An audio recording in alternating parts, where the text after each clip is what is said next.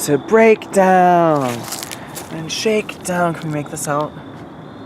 'Cause we can't degrade our masterpiece. Are you gonna see anything on? Oh wait.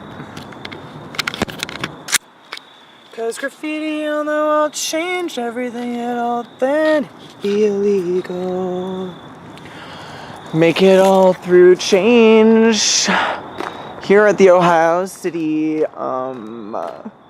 I just felt this is so majestic. This is so majestic. This is the Monroe Cemetery of Ohio City, and this is Cleveland. We're around West 30th area, and I happen upon this like gnome castle. I usually know what to do when there's a gnome castle suddenly beckoning you to spend time. Except it's the cemetery. Welcome to the cemetery to clean our heads. Welcome to the cemetery amongst the dead. Well, damn, look at how huge this tree is. If graffiti on the wall changed anything at all, then be illegal. Here, you know what?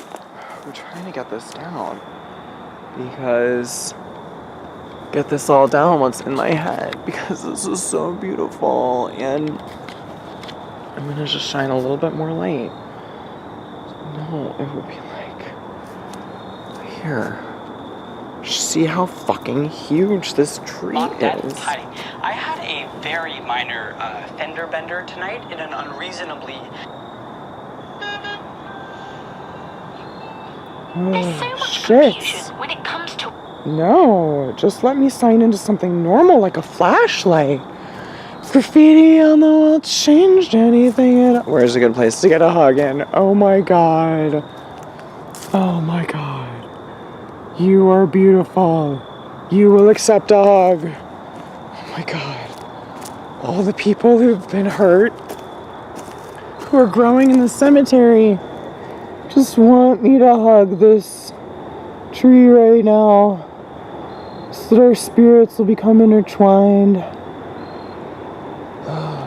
The lessons of the ages can be revealed. You know what? How many people would be dusting off my shit to find out that trans fats kill? Be like, can you imagine? My living will be like, oh, you know, Jeremy didn't go from arteriosclerosis-induced trans fats, but he survived that and died of something else. So here we go.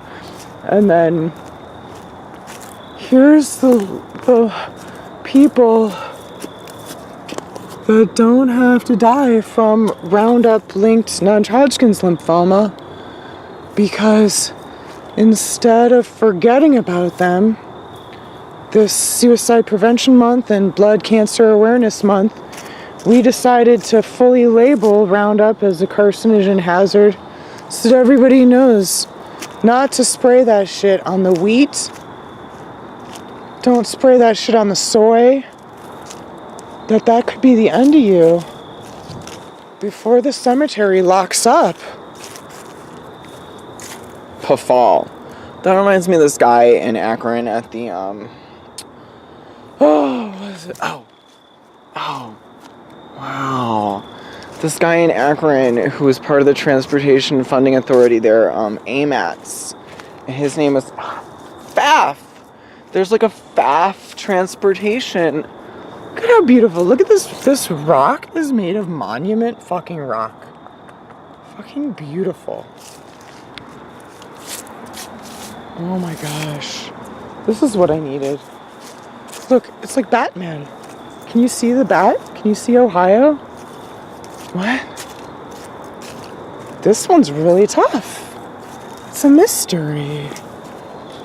But if it was Roundup non-Hodgkin's lymphoma, we'd be better off knowing that Monsanto kills. Are you better off knowing too? You would have died with or without them Roundup residues, maybe? but you'd be better off without them, right? Damn. But in 1872, there was no Roundup then. The advent of glyphosate certainly happened within the last century or so. What? It's like, oh my gosh. That is so it's trying to get me to make out. Sharina. You are kidding me. What? Just as I was manifesting Akron transportation, the Albrecht name comes into my chariotlessness, where Albrechts, those are the owners of Acme and the owners of Aldi's. So, when you're a property owner in Summit County, the largest property owners is the Albrechts, and damn right you better be on good terms with them, and Testa Builders. So, Joel Testa, I want to say I was involved with, like, Chrissy Hines development was at a Testa. Okay, so we'll be better off knowing now. We'd be tested. We're better off knowing now what we're trying to say about the Albrechts that started Acme and Aldi is that they don't want to be responsible for the methane emissions from the landfills. Alright, if the food is displaced in the wrong place, it just needs to be composted, and the microbes are trying to tell us claim the food so that it becomes composted. The Albrechts is trying to tell us that the food is beautiful, but it has to be at every stage of the beauty. Every stage of it has to be upheld, or it'll get fucking moldy or whatever if you're not careful. But it's okay as long as you don't defile the source, which is what the landfill methane it does by depriving the cycle of those nutrients. You're depriving the soil cycle of its decomposition for those, and the water cycle. So once we cling that, once the Albrecht's little magical cling thing comes into, they'd be like, they wanted people to have food. We want people to have food. We just don't want it to be at the expense of the coral reefs. Okay? That's why the Monroe Cemetery is about not letting the landfill methane hurt the corals. And if people need to get accustomed to it, it's called composting.